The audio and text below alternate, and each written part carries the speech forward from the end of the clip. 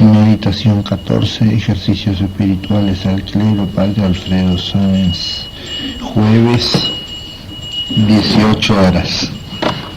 Es muy cierto que la resurrección forma parte de nuestra redención, como dice la Epístola a los Romanos, se entregó por nuestros delitos y resucitó para nuestra justificación.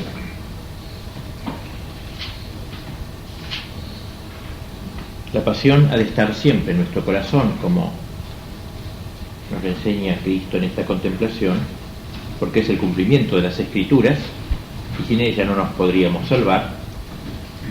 Pero nos dirá también que por la pasión había de entrar Jesús en su reino, y la puerta es la resurrección. El primer preámbulo es la historia, Lucas 24, que ya conocemos, no vamos a releer. Segundo, la composición del lugar. Representémonos el camino que lleva de Jerusalén al pueblo de Maús, a unos 11 kilómetros, la sala en que Jesús se sienta a la mesa con los dos discípulos. Composición del lugar y finalmente el tercer preámbulo, la petición, en este caso, gozarse con el Cristo gozoso, que tanto se gozó por mí, podríamos decir también por mí, porque el gozo también es por mí, el de Cristo. Y vamos a ir entonces recorriendo este hecho. En primer lugar, advertimos cómo iban caminando estos discípulos, el camino de ida, podríamos decir. Iban caminando, conversando sobre lo que había acontecido, y Jesús se hace el encontradizo, se les agrega discretamente. ¿Quiénes eran estos dos discípulos? De ellos casi no sabemos nada. El nombre de uno de ellos era Cleofás, pero conocemos algo más interesante de ellos, que era su estado de ánimo, su espíritu. Eran dos personas desengañadas, podríamos decir. Ellos eran deudores del concepto judío de un Mesías político, un Mesías temporalista, horizontalista. Esa misión, ¿no?, que tenían los judíos del Mesías, que Dios tenía un solo pueblo, el judío, al cual vendría el Mesías, y de ahí la hegemonía del mundo, etcétera. Eso era la mentalidad que había. Y pues Jesús no había realizado esto, no era el Mesías. Mal habían hecho en fiarse de él. Estaban tristes, pensaba que todo había sido una ilusión. Hay una frase en este evangelio: nos autem speravamos. Nosotros esperábamos, ese dejo de tristeza. Nosotros esperábamos otra cosa, digamos. Nos autem esperábamos. Una sensación de derrumbe total de la vida. Para ellos, la cruz no había sido un trofeo, sino un cadalso. Había sido el fin de todo.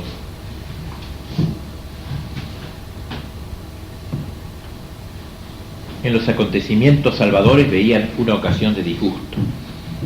En fin. Este sentimiento puede venirnos a nosotros también, una y otra vez en la vida. Cuando vemos que Dios no destruye lo que aborrecemos, ni levanta lo que apreciamos, sino que sigue la pasión, sigue la cruz, puede entrar un gran desánimo en la vida. Por eso somos muchos los discípulos de Maús. Y es que en ocasiones hacemos planes nosotros, hacemos nuestros planes, aún apostólicos, y ante una prueba dura creemos que todo el edificio se nos vino abajo.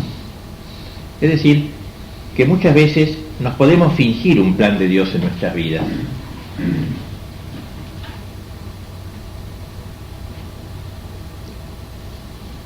Pero el plan no lo ha hecho Dios, sino nosotros.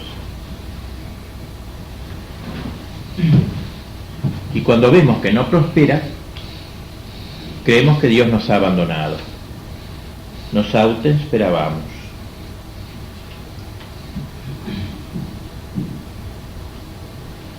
A veces Cristo quiere que no haya triunfos en nuestra vida, grandes triunfos, o en algunos momentos triunfos esperados.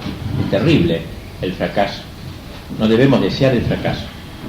Por eso, cuando viene, no hay que desesperar, porque Jesús camina con nosotros en medio de nuestro fracaso.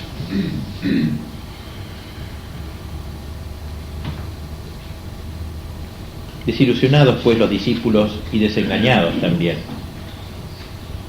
Desengañados y ahora llenos de miedo, porque se habían jugado por Cristo y ahora los judíos los tendrían por enemigos.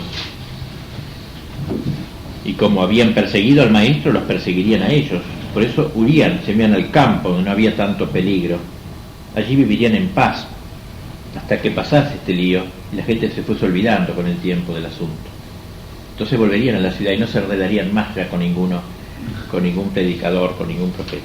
Más o menos ese sería el espíritu que tenían estos hombres.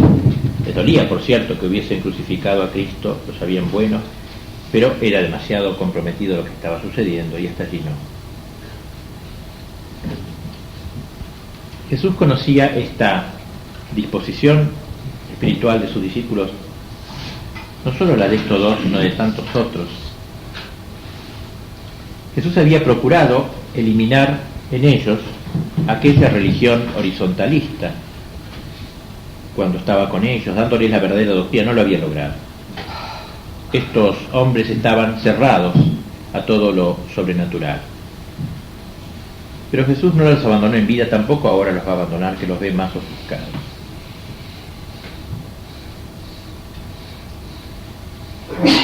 Contemplémonos en estos discípulos como en un espejo.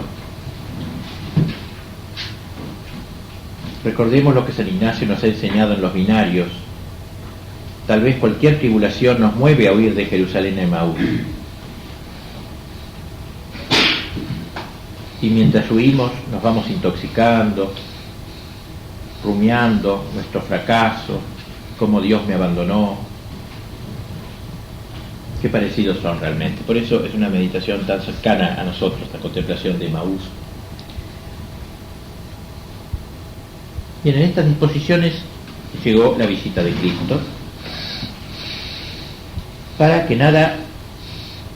que entendamos que nada detiene la misericordia divina cuando Dios se decida transformar un alma. Cristo corre acá tras estas dos ovejitas perdidas, tras estos discípulos sumidos en la tristeza más profunda, la mala tristeza. Hay una tristeza santa, buena, ¿no? La del Espíritu Santo, la tristeza de no ser bueno, etcétera, de no ser mejor, de no ser santo, pero hay una tristeza mala, sabemos, que es de las cosas peores que podemos tener en la vida. Incubar la tristeza, alimentarla, es horrible. Decía un autor espiritual que es más grave la tendencia a la tristeza que a la lujuria. En la tristeza anida Satanás, ahí no anida otro que Satanás. Por eso, esta tristeza que tenían los apóstoles les llevó, como toda esta mala tristeza, los llevó a oscurecer su inteligencia. Esta tristeza embota la inteligencia, quita la esperanza, o por lo menos la debilita mucho, y hasta la curiosidad, y separa de sus hermanos. Se separaron de los discípulos de Emaús. O sea, uno lo hace rumiar esa tristeza, soledad, triste. En fin, eso es muy malo, hay que cuidar mucho eso de la tristeza. Bien, el hecho es que Cristo se les arrima, un caminante como los otros que se encuentran en los caminos, lo saluda atentamente, y viendo que le contestan desabridamente, como si les doliese de que alguien los viese así, les dice abiertamente que hace rato ve que les pasa algo. Los ve tristes, los ve pensativos, en fin, saca el tema para conversar, y ellos se burlan, como no saben lo que ha pasado en Jerusalén. ¿Y qué le dice Cristo? Y lo de Jesús de Nazaret, que fue un profeta poderoso en obra, en palabra, delante de Dios y de todo el pueblo, y cómo lo entregaron para que fuese condenado a muerte, lo crucificaron.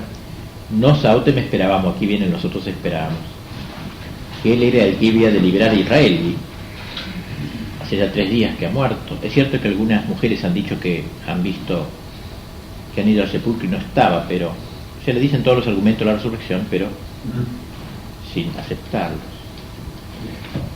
Todo lo que dicen es verdad, es lo que ha sucedido. Pero para ellos todo eso es motivo de desconfianza, en vez de ser motivo de alegría, de lo que acaban de las mujeres, etcétera, por lo menos probable la resurrección de Cristo, todo es motivo, porque la tristeza tira para abajo, y cualquier cosa que uno le apunte para arriba no existe, todo para abajo. Sacan mal del bien, y tristeza de lo que habría de causarles alegría. Bien, y entonces Jesús comienza a disipar los ideales horizontalistas de los discípulos. La gracia de la resurrección no podía entrar en estos corazones, ocupados por doctrinas y amores tan contrarios a la verdad sobrenatural de la redención. Y entonces Cristo comienza por disipar estas nubes y les dice: oh necios y tardos de corazón, ¿no era menester que el Cristo padeciese todas estas cosas y entrase así en la gloria? Nos impresiona esta frase de Cristo, ¿no? Que seguramente ha inspirado a San Ignacio. No era menester que Cristo padeciese todas estas cosas y así entrase en la gloria. Acompañarlo en la pena para así seguirlo en la gloria. Muy parecida a la frase de San Ignacio de la meditación del reino a esta frase de Jesús en Emaús. No era menester que el Cristo padeciese todas estas cosas y así entrase en la gloria. Así, no por otro camino que el sufrimiento. Nos impresiona no era menester que el Cristo padeciese. No era menester, le podríamos contestar. Podía salvarnos de otra manera. Pero en el plan de Dios se había hecho menester. Porque Dios había querido salvarnos con una sobreabundancia. No era menester que el Cristo padeciese. Estáis escandalizados, como si le dijera de que Jesús, a quien tenéis por Mesías, haya sido crucificado en vez de haber hecho la restauración del reino de judío. Y entonces le dice: ¿qué dicen sino esto las Escrituras? Y comienza a darles esa clase de exégesis magnífica. Le da Cristo esa clase de exégesis. Les explicó, dice el Evangelio, a partir de Moisés, por todos los profetas y en toda la Escritura, en los lugares que hablaban de Él. Interesante esta fórmula, de Él. Es decir, les explicó las figuras del Antiguo Testamento, los preludios del Cristo, del Mesías. Podríamos decir que es uno de los efectos de la resurrección, abrirnos el sentido de las Escrituras y permitirnos una lectura verdaderamente espiritual, es decir, en el Espíritu Santo, que entrega al Cristo glorioso, justamente.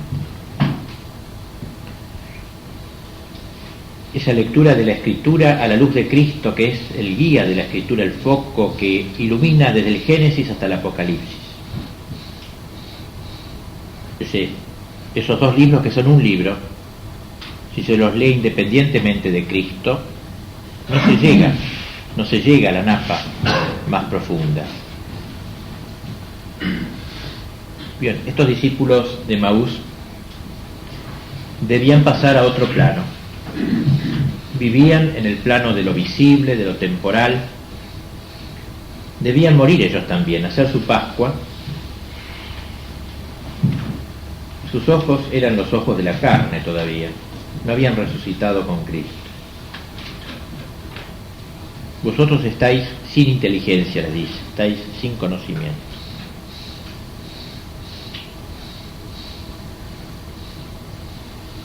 Estamos haciendo los ejercicios y todos los ideales mentirosos de una santidad avenida con nuestras aficiones desordenadas han quedado destruidos en estos días, pero eso no significa que no rebrotarán y después nos llenarán quizá de desengaño. Y por eso debemos grabar ahora profundamente en el alma los textos esenciales del verdadero reino de la santidad, que hablan un lenguaje semejante al que usa ahora el viajero de Emaús. Mi voluntad, me ha dicho Cristo, es de conquistar todo el mundo y todos los enemigos, y así entrar en la gloria de mi Padre.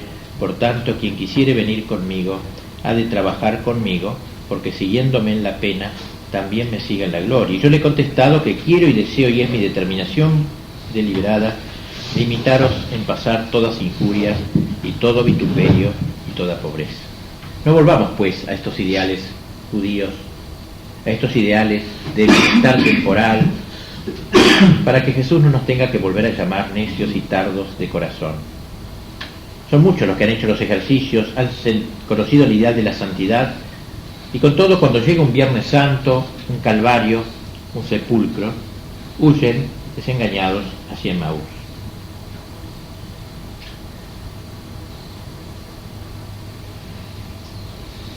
En ese caso, entonces, necesitamos la presencia del Cristo. En el caso en que la sal se vuelve insípida, solo Jesús puede hacerla valer de nuevo, como a los discípulos de Emaús. Y por eso, si luego de ejercicios alguna vez nos sentimos así, no nos desesperemos. Jesús camina con nosotros, aún en medio de la desolación más profunda, aunque no lo reconozcamos, está dispuesto a escucharnos largamente, escuchar nuestras quejas, nuestras decepciones, dispuesto a no interrumpirnos hasta que acabemos. Entonces Él nos hablará y se despertará el deseo que brotó de los discípulos: quédate con nosotros, Señor, que se hace tarde.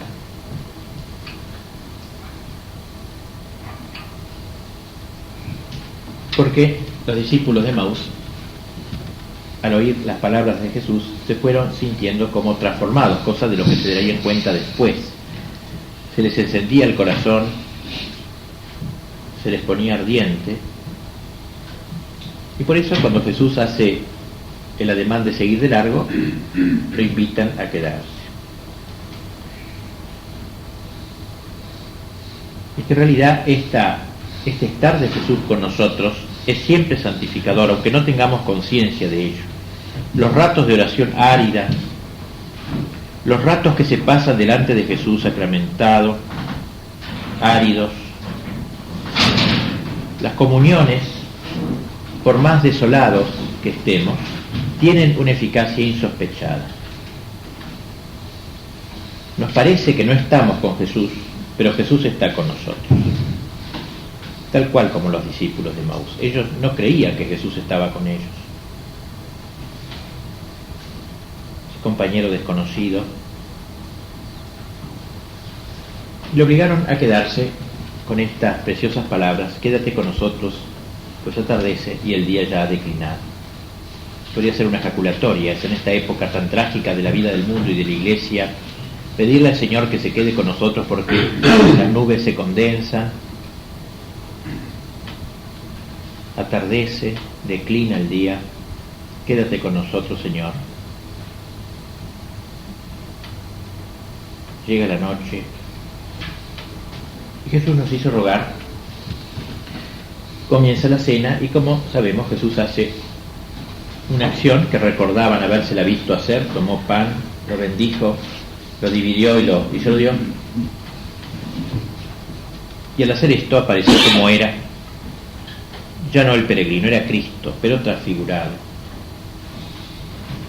Y ahora ellos lo reconocen en la fracción del pan, como dice el Evangelio. Se han abierto los ojos de los discípulos, es Él, es el Cristo, y en este momento Él desaparece. Qué extraño que es Cristo, ¿no? En el momento del encuentro desaparece. Como jugar a las escondidas con nosotros. Lo buscamos, lo encontramos y desaparece, para que lo busquemos de nuevo y no nos cansemos de encontrarlo. Nunca en la tierra el encuentro será definitivo. Jugar a las escondidas con Cristo, para que no nos aferremos a los consuelos, porque estos apóstoles debían pasar de la presencia carnal a la presencia espiritual. Lo importante del Cristo resucitado es su presencia espiritual en la Iglesia, no la presencia visible. Ya se ha terminado. Y por eso ellos debían pasar de esa presencia carnal a la no menos real presencia espiritual. No es que sea menos real que la carnal, es tan real y más fuerte quizás que la carnal. Pero hay que morir primero. Ellos tienen que entrar en la tumba para resucitar. La inauguración inaugura, la resurrección inaugura este género de presencia. Os conviene que yo me vaya. La presencia espiritual de Cristo es más importante que su presencia carnal. Y ellos lo reconocieron entonces en la fracción del pan. Algunos autores juzgan que sería una Eucaristía, sea lo que fuera. Ya ahora Cristo está con ellos, Cristo habita por la fe en sus corazones, como dice San Pablo. No lo busquemos demasiado en experiencias agradables, como buscamos a otras personas terrenas. Es otro el tipo de su presencia. Y en esto tenemos que hacer también nuestra Pascua. Todavía esperamos mucho de una consolación humana de Cristo. Vivimos un poco ese espíritu judío de los discípulos de Maús. Es otro el tipo de su presencia. Y entonces ellos se habrán preguntado, ¿qué hacemos aquí? Las razones que nos han traído ya no existen. Nuestros compañeros, nuestros discípulos, compañeros, los otros discípulos que hemos dejado en Jerusalén deben estar ignorantes de todo esto. Vamos a comentarles enseguida. Y en aquella misma hora de la noche, dice el Evangelio, se levantaron y volvieron a Jerusalén. La noche, el miedo de la noche. Ellos huían y ahora adquieren el coraje. Arrostran la noche. Y van a avisar a sus hermanos. Interesante avisar a sus hermanos, ya que la resurrección está en el comienzo del apostolado. Ellos ya llevan la buena nueva.